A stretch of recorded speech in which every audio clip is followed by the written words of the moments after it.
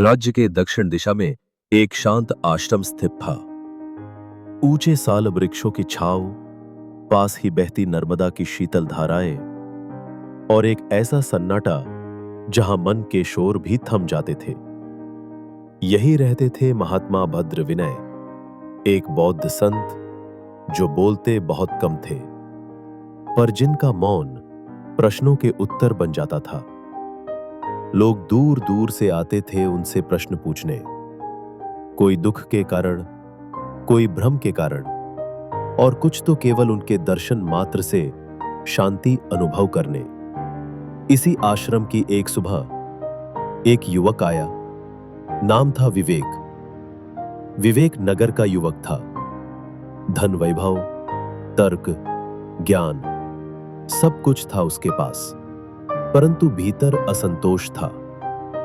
वो बहुत पढ़ा लिखा था, लेकिन उसका मन बेचैन था। उसे लगता था, लोग मुझे नहीं समझते, जिन्हें मैं चाहता हूं वे मुझे छोड़ देते हैं, और किसी का भी असली चेहरा मैं कभी पहचान नहीं पाता। उसने कई ग्रंथ पढ़े, कई विद्वानों से मिला, लेकिन उसका मन शांत नहीं हुआ। वो भद्र विनय महात्मा के आश्रम आया। संध्या की आरती के बाद विवेक ने हाथ जोड़कर पूछा, गुरुदेव, मुझे 3 प्रश्नों का उत्तर चाहिए। लोग मुझे समझ नहीं पाते, क्यों? मैं जिसे चाहता हूं वही मुझे धोखा क्यों देता है? मैं कैसे जानूं कि सामने वाला सच्चा है या झूठा? महात्मा मुस्कुराए। उन्होंने कहा, उत्तर दूंगा, लेकिन तुझे उन्हें पाना होगा। उत्तर नहीं दिए जाते, वे अनुभव से भीतर उगते हैं। तेरे भीतर ही छिपे हैं ये उत्तर। मैं केवल रास्ता दिखाऊंगा। भद्र विनय बोले, कल सुबह पूरे आश्रम में घूम, किसी से बात मत कर, केवल ध्यान से हर व्यक्ति को देख, और सायंकाल मुझे बताना तूने क्या देखा।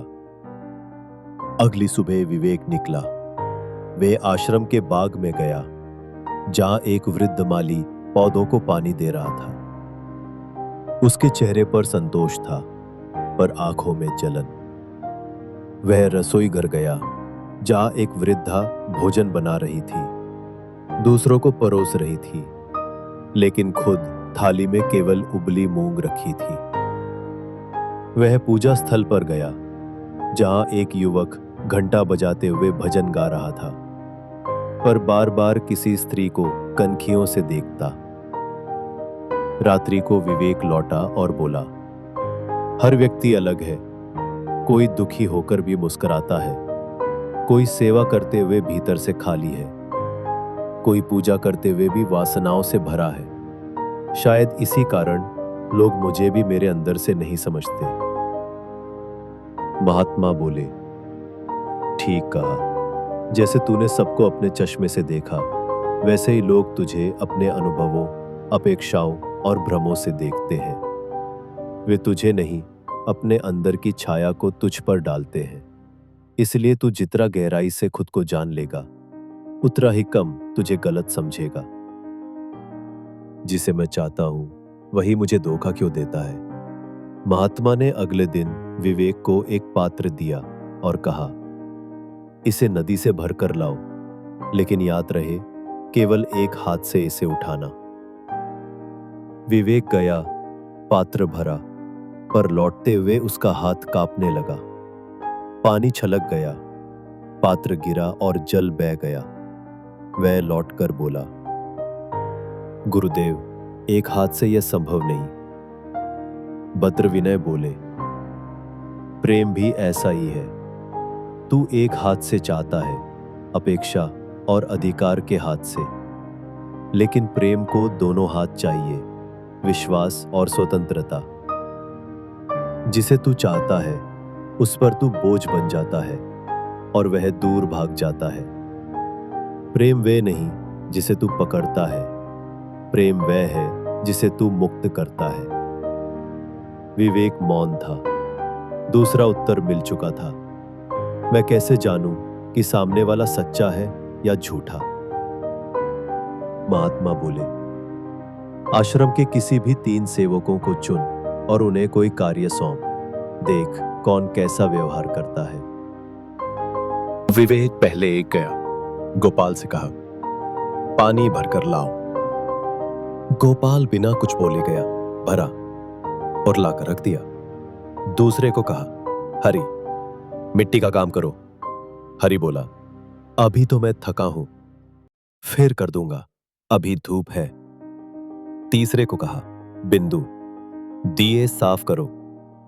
बिंदु ने तुरंत काम किया, लेकिन बार बार विवेक की ओर देखा, मुस्कुराया, सराहा जाना चाहा। विवेक लौटा, गुरुदेव, जो बिना प्रश्न किए चुपचाप कार्य करे वो सच्चा है, जो बहाने बनाए वो झूठा, और जो कार्य करते हुए दिखावा करे वो सबसे खतरनाक है। वो सत्य और असत्य दोनों के बीच जाल है। भद्र विनय बोले, शब्दों में मत देखो, व्यवहार में सत्य बसता है। जो व्यक्ति जैसा काम करता है वैसा ही उसका मन होता है।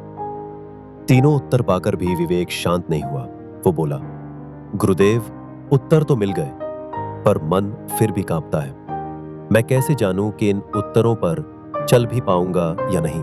महात्मा बोले, उत्तर जानना एक बात है, जीना दूसरी।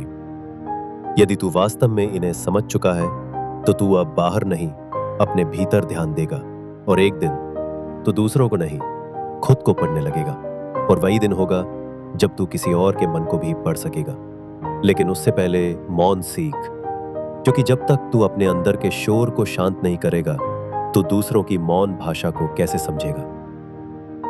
अंत में भद्र विनय ने विवेक को 3 सूत्र दिए, वो सूत्र जो हर बौद्ध संत अपने जीवन में आत्मसात करता है। आंखें कभी झूठ नहीं बोलती। जब कोई बोल रहा हो तो उसकी आंखों को देखो, क्या वो बार बार इधर उधर देखता है?